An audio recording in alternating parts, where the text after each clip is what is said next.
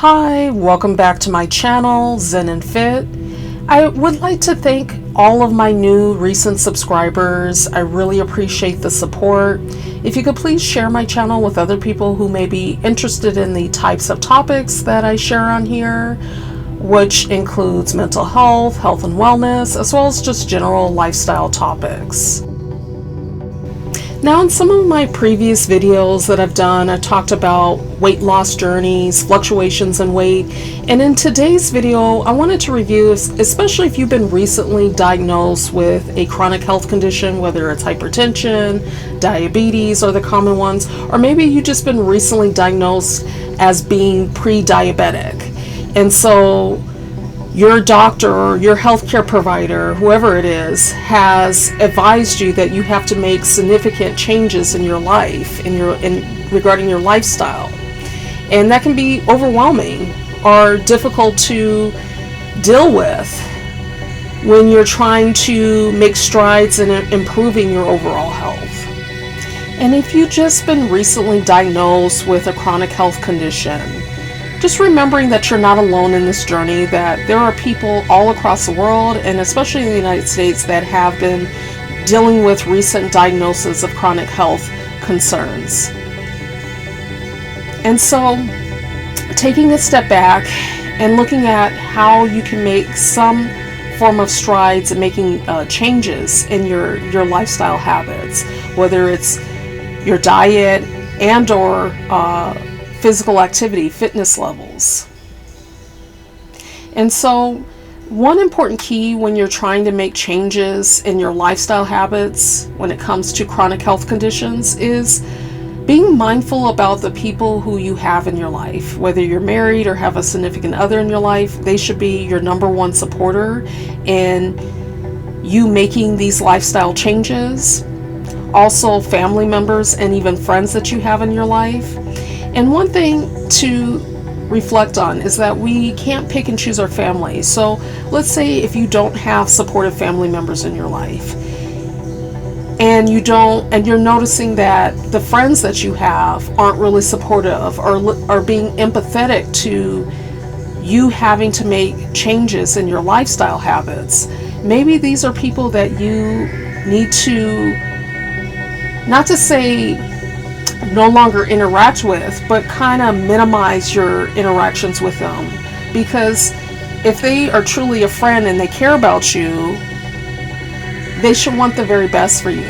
And if that means that you have to make certain changes, certain lifestyle changes, they should be 100% supportive of that. And so if you're noticing your friends that you have are not exhibiting this, then that's something to take note of and to make some changes to minimize maybe some of your interactions with them and start to maybe open yourself up to other individuals who will be supportive. Maybe that's going to wellness classes where you have something in common with the people in those wellness classes who are trying to work on similar goals that you have.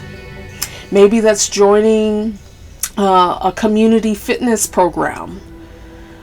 You know, sometimes they have meetups where people go for hikes or walks or whatever it is, some form of physical activity that you can participate in that can be free, that doesn't actually cost you any money, but you could still be physically active and you can be around like-minded individuals.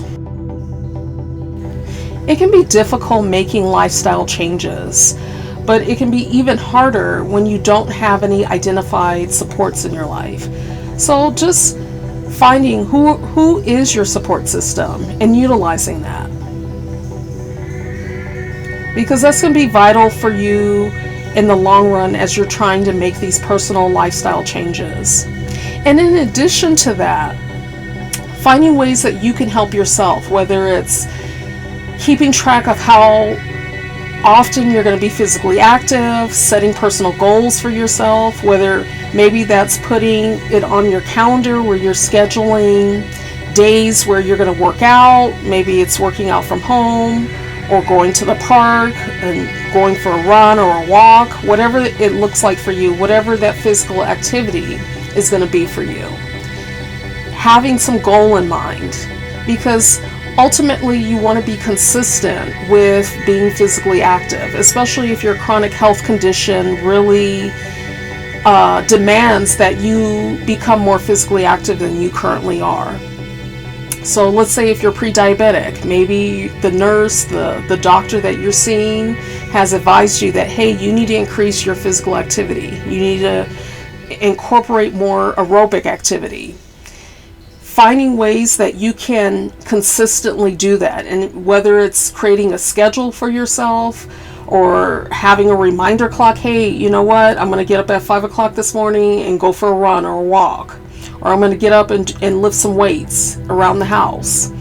Having consistency, and the way to have consistency is by setting goals, having a plan, and executing that.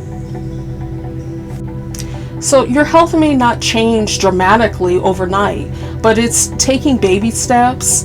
The small little steps are pivotal in you seeing dramatic changes with your health. And so just keeping that in mind when you're on your own health and wellness journey, that your health and wellness journey is your own, it's unique. And having a positive outlook, a positive mentality when it comes to tackling whatever chronic health conditions that you may be dealing with is going to be key to you being successful on your health and wellness journey. And just as a reminder, even though I have previously disclosed this before in previous videos, I'm not a medical provider or physician, so I'm not giving any type of medical advice. Of course, you want to be seeking advisement from your medical providers.